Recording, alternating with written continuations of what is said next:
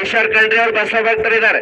ಮೊನ್ನೆ ಅವರು ಸ್ಟೇಟ್ಮೆಂಟ್ ಕೊಟ್ಟಿದ್ರು. ಅವರು ನಮ್ಮ ವೀರಶೈವ ಮಹಾಸಭಾ ಬಸವಾದಿ ಶರಣರ ಸಿದ್ಧಾಂತದ ಪ್ರಕಾರ ನಡೀತಾ ಇದೆ ಅಂತ ಒಂದು ಹೇಳಿಕೆ ಕೊಟ್ಟರು.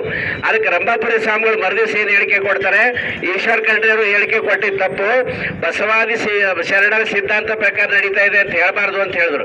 ಮತ್ತೆ ಏನ್ ಹೇಳ್ಬೇಕು ಅಂದ್ರೆ, ರೇಣುಕಾದಿ ಪಂಚಾಚಾರ್ಯರ ಸಿದ್ಧಾಂತದ ಪ್ರಕಾರ ಬಸವಾದಿ ಶರಣರ ವಿಚಾರದ ಪ್ರಕಾರ ನಡೀತಾ ಇದೆ ಅಂತ ಹೇಳ್ಬೇಕಂತ. ಇದು ನಮ್ದು ಬರೀ ವಿಚಾರ ಅಂತ, ಅವ್ರದೇ ಸಿದ್ಧಾಂತ ಅಂತ.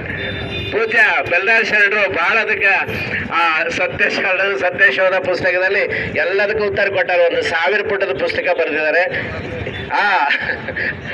1414 ಪುಟದ ಪುಸ್ತಕವನ್ನ ಮೊನ್ನೆ ತಾನೇ ಬೆಂಗಳೂರಿನ ಬಿಡುಗಡೆ ಆಗಿದೆ. ಅದಕ್ಕೆಲ್ಲ ಉತ್ತರ ಇದೆ ಅದರಲ್ಲಿ, ಓದಬೇಕು ಎಲ್ಲರೂ ಕೂಡ. ಅದಕ್ಕಾಗಿ ನಾವು ಯಾವುದೇ ಕಾರಣಕ್ಕೂ ಬಸವ ಜಯಂತಿ ದಿವಸ, ಗುರು ಬಸವಣ್ಣನವರ ಜಯಂತಿ ದಿವಸ ರೇಣುಕಾಚಾರ್ಯ ಜಯಂತಿ ಆಚರಣೆ ಆಗಬಾರ್ದು.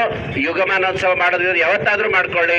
ಗುರು ಬಸವಣ್ಣ ಜಯಂತಿ ದಿವಸ ರೇಣುಕಾಚಾರ್ಯ ಫೋಟೋ ಹಾಕೋದಾಗ್ಲಿ, ಬಸವ ಜಯಂತಿ ಮಾಡೋದಾಗ್ಲಿ ಮಾಡಬಾರ್ದು ಅಂತೇಳಿ ನಾವು ಬಸವ ಭಕ್ತರೆಲ್ಲರೂ ಕೂಡ ತಯಾರಾಗಬೇಕು. ಅದಕ್ಕೆ ಯಾವ ತ್ಯಾಗಕ್ಕೂ ಕೂಡ ನಾವು ಸಿದ್ಧರಾಗೋಣ.